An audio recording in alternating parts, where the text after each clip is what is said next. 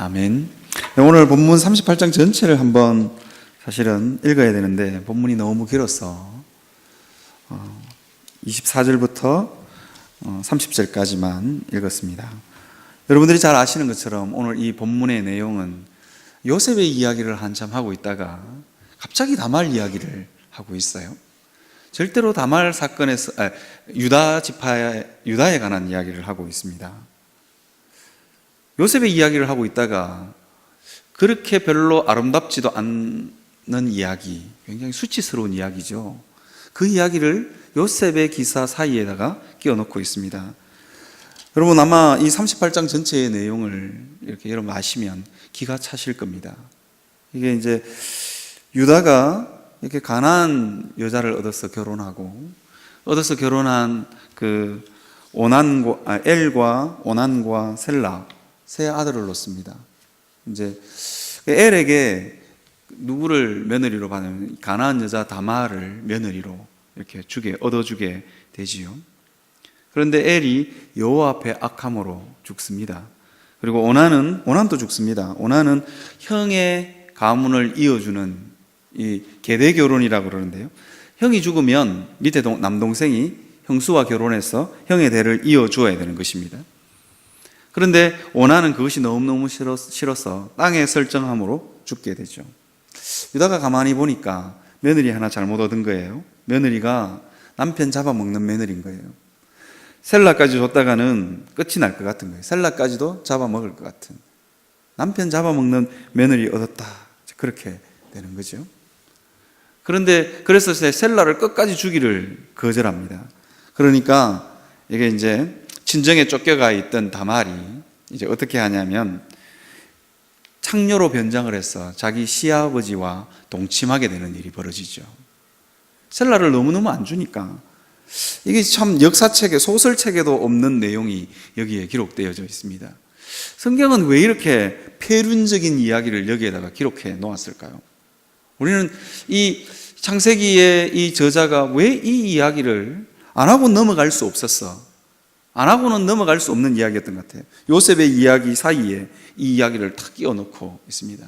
그런 점에서 굉장히 성경 구속사적인 흐름에서 이 본문은 굉장히 중요한 본문이라는 거예요. 그래서 오늘 여러분들과 함께 이 이야기를 좀 해 가려고 합니다. 굉장히 이 폐륜적인 이야기를 여기다가 집어넣어 놓았습니다. 그렇다면 반드시 이유가 있겠죠. 여러분 있잖아요. 죄는 어디서 시작했을까요? 죄는 우리가 흔히 아는 것처럼 에덴 동산에서 아담이 선악과를 따먹음으로부터 시작됐습니다. 그런데 이 창세기의 죄를 어떻게 바라보냐면 창세기의 죄는 가정에서부터 시작됐습니다. 아담과 하와가 부부였잖아요. 거기서부터 죄가 시작되었죠.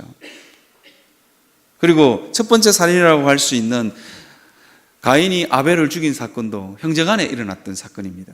죄는 여러분 멀리 있는 것이 아닙니다. 우리의 가정 가운데, 우리의 가장 가까운 곳에 있습니다. 어쩌면 우리의 가정이 믿음의 유산을 물려줄 수 있는 아름다운, 거룩과 믿음의 유산을 물려줄 수 있는 아름다운 장치임에도 불구하고 그곳에는 죄가 흐를 수 있다는 것입니다. 그것도 굉장히 심각한 죄가, 살인하고 부부간의 사이에도 갈라놓고. 이게 이제 아담이 그렇게 이야기하는, 하와를 처음 탁 보았을 때 내 살 중에 살이요 뼈 중에 뼈다, 그렇게 이야기했는데 죄가 딱 들어오고 나니까 저 여자 때문에 내가 선악과 따먹었습니다, 그렇게 되는 거죠. 죄는 어찌 보면 우리 가장 가까이에 있습니다. 어떻게 형이 동생을 죽일 수 있단 말입니까? 이 끔찍한 죄는 실제적으로도 우리의 가정 안에서 현재 진행형입니다. 안 그런 것 같지만 현재 진행형입니다. 이 창세기는 그것을 적나라하게 고발하고 있는 성경입니다. 야곱도 마찬가지죠. 야곱도 팥죽 한 그릇에 자기 형을 속여서 장자권을 빼앗으려고 하는 거예요. 형의 장자권이 너무 가지고 싶은 거예요. 여러분, 가깝기 때문에 박탈감이 더 큰 겁니다. 가깝기 때문에 박탈감이 더 크고 형이 가지고 있기 때문에 더 가지고 싶은 거예요. 인간의 질투심과 인간의 이 이기적인 본능이 가정 안에서 발동하고 배우는 것입니다. 우리 아이들 이렇게 키워보면요, 자긴 전혀 먹고 싶지 않는데 누나에게 줬다는 이유 하나로 형에게 줬다는 이유 하나로 배가 이렇게 불렀음에도 배가 이렇게 톡 튀어나와서 이렇게 빵빵함에도 불구하고 그거 안 준다고 울어요. 그럼 결국은 누나 입에 형 입에 들어가는 사탕 빼앗아서 자기가 먹어요. 배가 부른데도 그렇게 하더라고요. 죄는 가정에서 현재 진행형입니다. 굉장히 가까이에 있습니다. 너 먹었잖아. 그래도 안 먹었어. 그러면서 끝까지 빼앗아 먹는 게 형제 간의 관계입니다. 오늘 본문도 마찬가지, 오늘 본문의 앞단락도 마찬가지입니다. 형들이 요셉을 애굽에다가 팝니다. 파는 이유가 별로 없어요. 이유는 단 한 가지입니다. 야곱이 요셉을 특별히 사랑했기 때문에. 이게 남자의 질투심이라는 게 보통이 넘는 거죠. 그것도 10형제가 합의해서 한 사람쯤은 이거 잘못됐는데 이렇게 할 수 있지만 그렇지 않다는 겁니다. 박탈감과 열등감과 차별받는다고 하는 이 생각은 결국은 인생을 파멸로 몰아넣는 거죠. 자기 동생을 애굽에다가 그것도 노예로 팔아버리는 그런 일들이 벌어지는 거죠. 여러분 실제로요, 이게 이제 성경의 이야기니까 우리는 별로 끔찍하게 생각하지 않습니다. 그런데 여러분 집안에서 일어났다고 생각해 보세요. 굉장히 마음 아픈 일입니다. 형제 간에 여기도 있을지 모르겠지만 형제 간에 재산 싸움으로 등을 돌렸다. 굉장히 마음 아픈 일입니다. 굉장히 수치스럽고요. 가장 사랑해야 될 대상이 사랑하지 못하고 서로 갈등하고 반목할 때 그 아픔은 굉장히 치명적입니다. 그 상처는 굉장히 깊고 치명적입니다. 이유는 간단합니다. 사랑해야 되는 사이이기 때문에 그렇습니다. 여러분 있잖아요. 부부관계가 사랑해야 되는 사이임에도 불구하고 사랑하지 못할 때, 정상적인 기능으로 작동하지 못할 때 굉장히 깊은 상처를 남깁니다. 우리 인생에 수많은 인생의 발목을 잡는 것들이 뭔지 아십니까? 우리를 끊임없이 의기소침하게 하고 인생 살아갈 맛이 안 나게 하는 것들이 누구냐? 먼 데 있는 사람이, 먼 곳에 있는 사람이, 나와 전혀 상관없는 사람이 나를 절망시키거나 낭망시키는 일은 별로 없습니다. 때때로 대통령이 우리를 좀 절망시키긴 하지만, 그렇죠? 가끔씩 그렇잖아요. 그것도 그냥 이놈의 새끼 이러고 그냥 말 일이에요. 그런데요, 가정 안에 있었던 나와 사랑의 관계 안에 있어야 되는 사람이 사랑의 관계 안에 있지 않을 때 우리는 굉장히 절망합니다. 우리 삶에 깊은 상처의 골을 남깁니다. 굉장히 치명적입니다. 그런 점에서 가정은 죄를 생산하는 공장이 될 수 있다는 거예요. 그래서 가정은 굉장히 중요한 부분입니다. 여러분의 자녀들을 키우지만 어쩌면 여러분 자녀들에게 던진 말 한마디, 여러분 자녀들에게 준 상처, 그 상처는 우리 자녀들이 평생을 지고 살아가야 되는 짐인지도 모릅니다. 저는 한 권사님을 알고 있는데요, 저는 이 권사님 굉장히 존경합니다. 나이가 80이 다 됐는데 굉장히 온화하고 인자하세요. 자기 자녀들도 교장 선생님으로 키우고, 그래서 굉장히 유복한 할머니예요. 이 권사님 옆에만 가면 마음이 푸근해집니다. 그런데 권사님이 어느 날 한번 기도하다가 저보고 이런 이야기를 해요. 목사님, 저는요 손주한테 너무 잘해줘요. 손녀한테 너무 잘해준대요.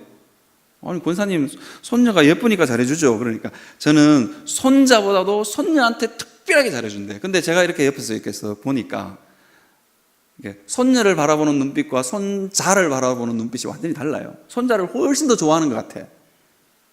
그런데 손녀는 특별히 잘해준다는 거예요. 이유가 있어요.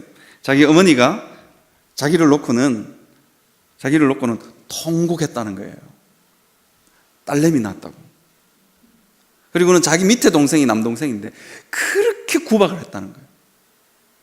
그래서 그 할머니가 그러더라고요. 80이 돼도 내 가슴에 아직도 그 응어리는 맺혀 있습니다. 그러더라고요. 그러면서 뭐라고 그러냐, 우리 어머니는 내 낳고 나서 미역국도 먹지 않고 그 다음날 이르락 물고 일하러 갔대요. 그 어머니가 그렇게 지독하게 보인대요. 사람 안에 있는 이 가족으로부터 받는 상처는 굉장히 깊고 넓습니다. 그리고 오래 갑니다. 여러분 자녀들에게, 아니면 여러분들 아내에게, 아니면 배우자, 남편에게 남겼던 상처는요 오래도록 갑니다. 오래도록 가고 어쩌면 자녀들은 평생을 그것과 씨름해야 될지도 모릅니다. 가정이 굉장히 복된 장소, 반면에 굉장히 위험스러운 장소이기도 합니다. 그래서 오늘 그 부분을 오늘 본문은 우리에게 이야기해 주고 있습니다. 유다가 왜 갑자기 형제들을 떠났어? 38장은 갑자기 엉뚱하게 이렇게 시작합니다. 유다가 그 후에가 언제냐면 요셉을 애굽에다가 팔고 난 이후입니다. 애굽에다가 팔고 난 이후에 어떻게 했냐면 유다가 자기 형제들로부터 떠나 내려가서 아둘람 사람 히라와 가까이 하니라. 그리고는 그곳에서 뭐하냐? 가나안 사람 수아라 하는 자의 딸. 이름도 없어요. 이름도 없어요. 그 이름도 없다는 건 어떤 뜻이냐면 이 여자는 엄난한 여자이든가 이 여자는 믿음의 가정과는 전혀 안 어울리는 여자. 그 여자와 결혼했다는 거예요. 이유가 뭘까요? 유다의 마음 가운데 깊은 죄책감이 있는 거예요. 같이 10명의 형제들이 모여서 자기 동생 요셉을 팔았습니다. 팔 이유도 전혀 없어요. 단지 질투했기 때문에 아버지의 사랑을 독차지한 요셉을 애굽에다가 팔았습니다. 팔 때는 팔고 나면 속 시원할 줄 알았어요. 그런데 그 형제들을 쳐다볼 때마다 보기 싫은 거예요. 그 형제들을 쳐다볼 때마다 요셉이 팔려갔을 때 그 울부짖는 울부짖는 울음소리가 들리기 시작하는 거예요. 여러분, 우리 삶 가운데 트라우마와 상처는 이와 같습니다. 때때로 형제들을 볼 때마다 가장 사랑스러웠고 가장 보면 좋아야 되는 사이임에도 불구하고 보기만 보면 자기의 아픈 상처가 떠오릅니다. 어린이 얼마나 괴롭겠어요. 자주 봐야 돼요. 늘 얼굴을 맞대야 되는 사이예요. 한 집에 사는 사람이에요. 그런데 그 얼굴만 쳐다보면 내 가슴에 상처가 떠올라. 내 가슴에 피 끓는 그 울음소리가 들려요. 얼마나 고통스럽겠어요. 여러분, 자칫 잘못하면 아내와 남편의 사이가 부부간의 관계가 그리 될 수 있다는 거예요. 자칫 잘못하면 자녀와 부모의 관계가 이렇게 될 수 있다는 겁니다. 깊은 죄가 찾아들어오면 그런 일이 가능해진다는 거예요. 형제들의 얼굴을 봤습니다. 그때마다 아픔이 떠오르는 거예요. 그 죄책감, 동생을 애굽에다가 판 그 죄책감이 떠오르는 것입니다. 여러분, 가정의 가장 가까운 사이에게 상처를 줬던 내용, 가장 가까운 사람에게 무지막지하게 대했던 내용은 우리 마음을 그 사람만 아프게 할 뿐만 아니라 나를 아프게 하는 것입니다. 끊임없이 내게 찔러 오는 것입니다.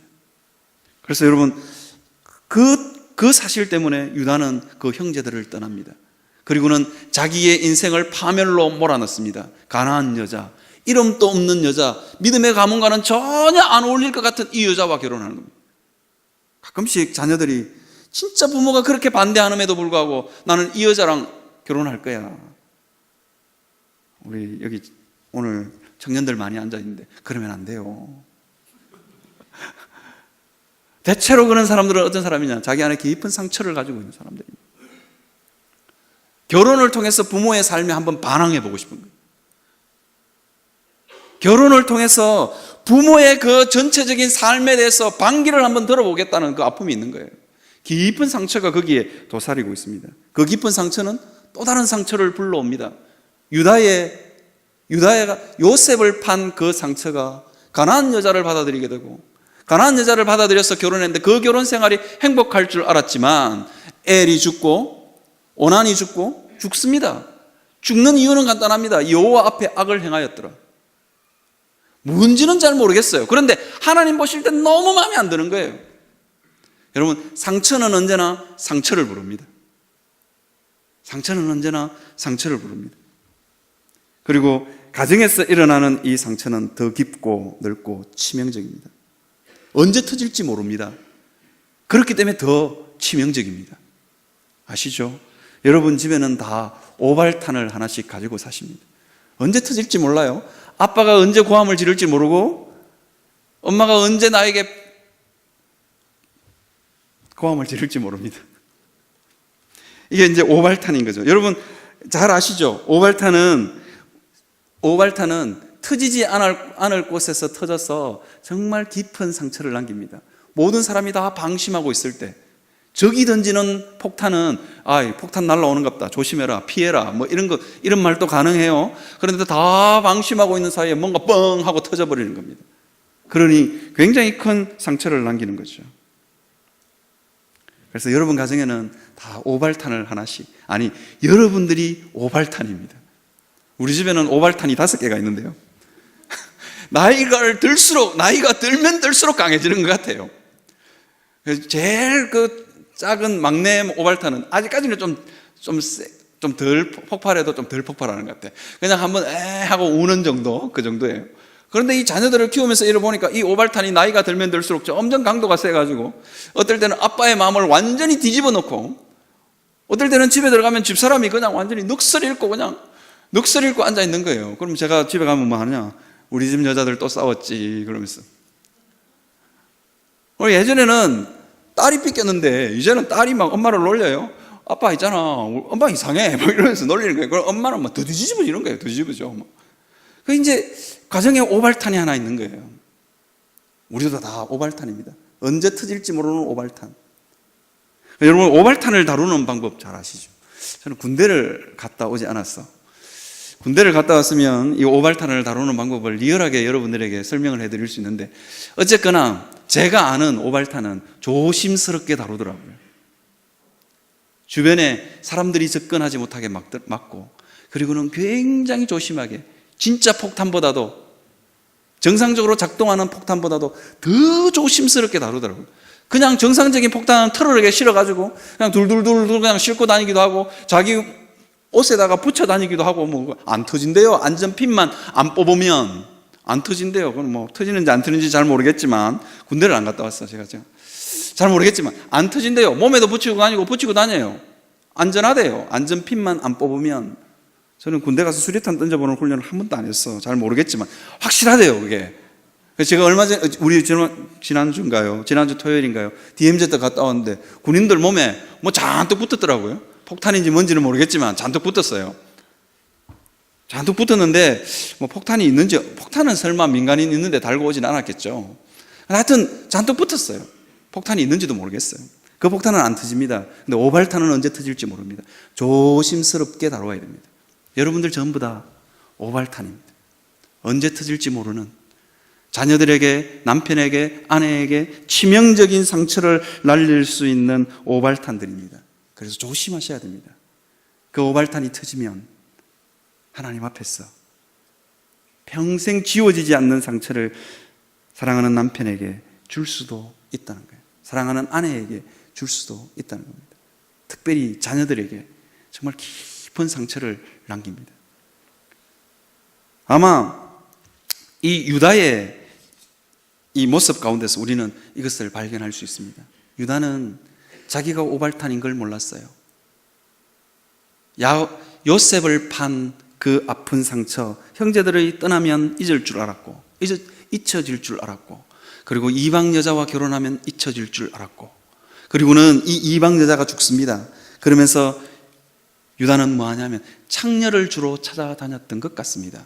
왜냐하면 자기 며느리가 탁 들어보니까 우리 시아버지가 이 주변에 양털 깎으러 왔는데 어떻게 하면 시아버지와 동침할까를 고민해 봤는데 시아버지의 버릇이 있는 거예요. 뻑하면 창녀를 찾아가는 거예요. 시아버지는 창녀를 좋아해. 이제 기가 막힌 일들이 벌어지는 거죠. 며느리 눈에 그게 비치는 거예요. 그러니까 며느리가 뭐 하냐면 창녀로 변장을 하고 시아버지 앞에 나타나는 겁니다. 그리고는 시아버지와 동침을 하게 되는 거죠. 이렇게 하면 잊혀질까? 저렇게 하면 잊혀질까? 나의 이 오발탄을 어떻게 해체할까를 유다는 끊임없이 그의 일생 가운데 고민하고, 이게 아마 요셉을 판지 주석 성경에 보니까 한 20년쯤 된 사건이에요. 그도 그럴 만할 게, 이게 자기 아들을 낳았는데 그 아들에게 며느리를 얻어줄 나이 정도 됐으니까 꽤 긴 시간이 흐른 거예요.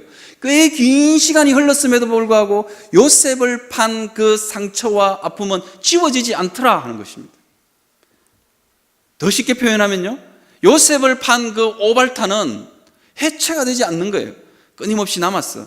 형제를 떠나면 잊혀질까? 결혼을 하면 잊혀질까? 아들 장가 보내면 잊혀질까? 했는데 안 잊혀지는 거예요. 그러니까 어떻게 하느냐? 자기 와이프가 죽으니까, 자기 와이프가 죽고 이제 없어요. 그러니까 창녀 찾아다니는 거예요. 그렇게 방탕하면 이것이 끝날까? 근데 안 끝나더라는 거예요. 그 이야기를 오늘 본문은 우리에게 해주고 있습니다. 본문은 우리에게 굉장히 절망적인 이야기를 우리에게 들려주고 있습니다. 도대체 이 유다의 집은 구원받을 수 있을까? 도대체 희망이라고는 여기에 아무것도 없습니다.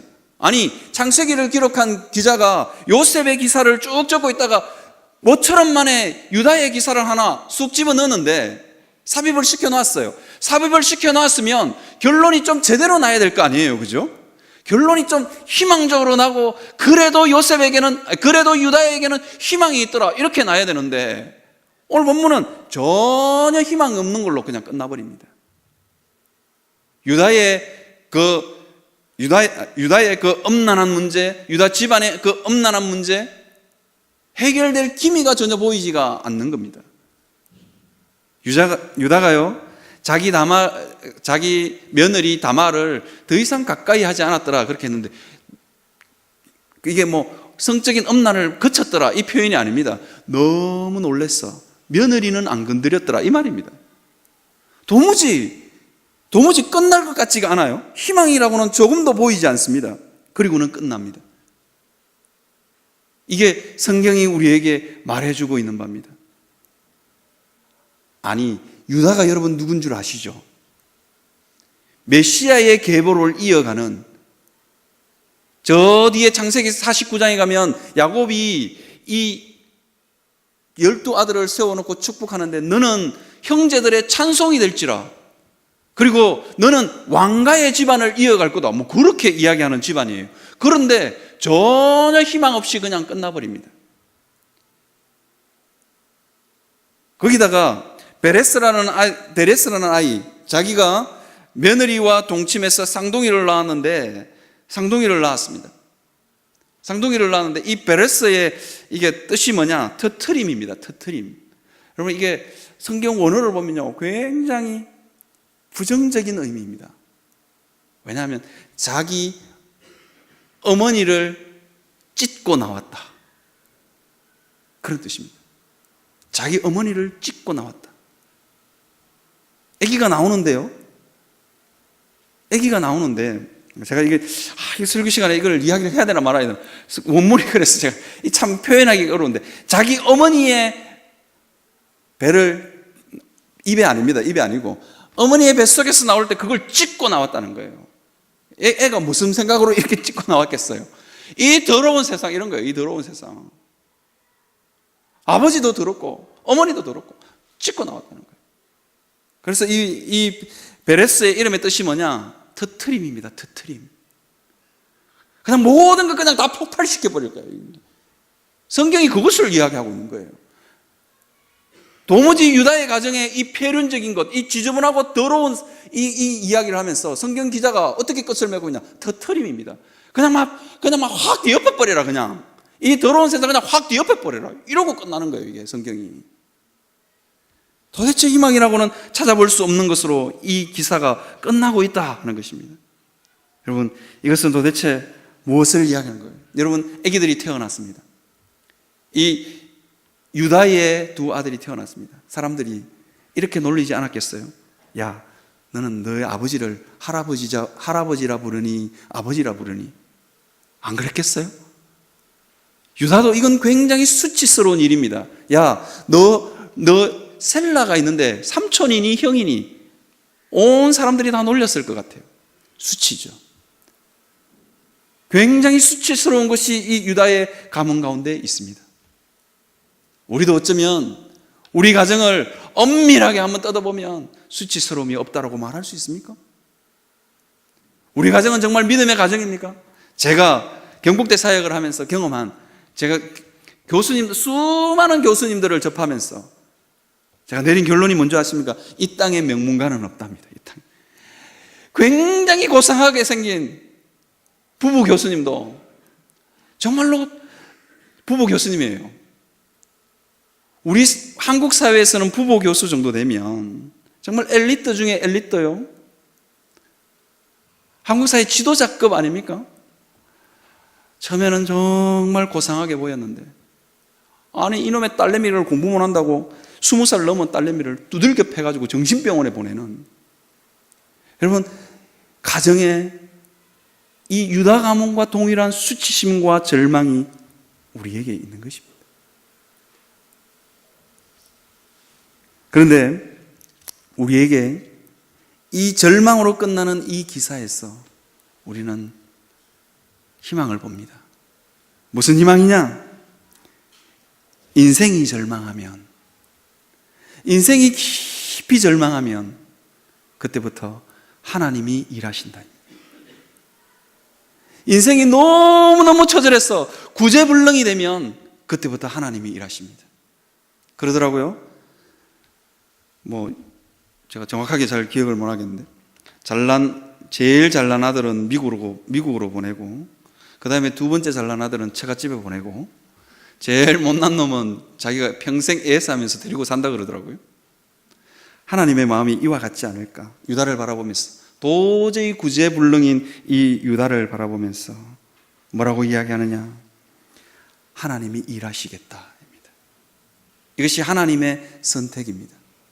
하나님이 유다를 선택해서 메시아 가문으로 편입시키는 이유가 뭐냐? 이게 주일날 제가 설교를 해야 될 제목인데, 미리 제가 오픈을 하면 그렇습니다. 하나님의 선택입니다. 굉장히 못났기 때문에, 도저히 구제불능이기 때문에 하나님이 어떻게 하냐? 선택하는 겁니다. 하나님이 너무 기가 막혀서 이 선택을 어떻게 해석해야 되느냐? 너무 기가 막혔어. 나 너 버리지 않을게, 이겁니다. 우리가 뭐 잘난 게 있었어? 우리에게 하나님 앞에 뭐 자랑할 게 있었어? 하나님이 선택하는 것이 아니라 우리가 너무너무 더럽고 추워졌어. 도저히 가능성이 없었어. 가능성이라고는 눈곱만큼도 찾아볼 수 없었어. 하나님이 뭐라고 하냐면 이렇게 합니다. 너 절대로 버리지 않을게. 그 이야기를 하시는 것입니다. 이것이 선택입니다. 유다에게 이렇게 지저분한 이야기가 있는 유다의 가문이 왜 메시아의 가문으로 들어올 수 있었느냐? 이유는 간단합니다. 구제불능이라서. 인생이 절망하고 인생이 낭망하면 그때부터 하나님이 일하십니다. 여러분, 이것을 우리가 믿었으면 좋겠습니다. 어쩌면 여러분의 가정을 바라보면서 남편에게도 희망이 없고 아내에게도 희망이 없고 자식들을 보니까 더 희망이 없어.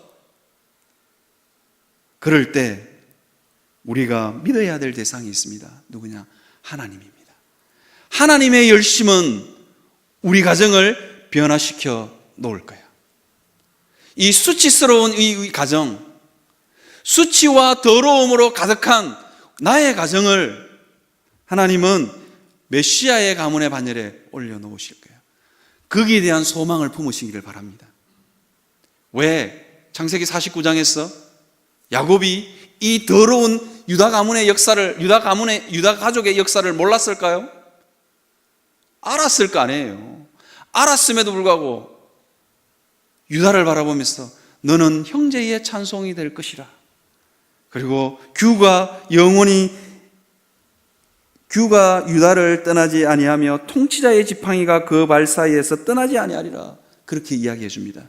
이유가 뭘까요? 유다에게 하나님 믿고 살면 그런 날이 올 거다.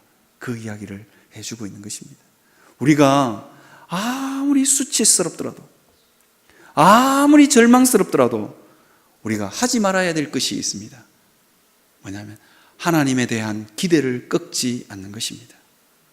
우리 집에 수많은 오발탄이 굴러다니는 그런 가정이라 할지라도 하나님이 일하시면 우리의 가정도 믿음의 명문가가 될 수 있다는 그 소망을 가지고 살아갈 수 있는 여러분들이 되시기를 바랍니다. 나는 안 돼도, 우리 자녀들은 안 돼도 하나님은 하실 수 있는 분이라는 것을 믿으며 살아가는 여러분들이 되시기를 바랍니다.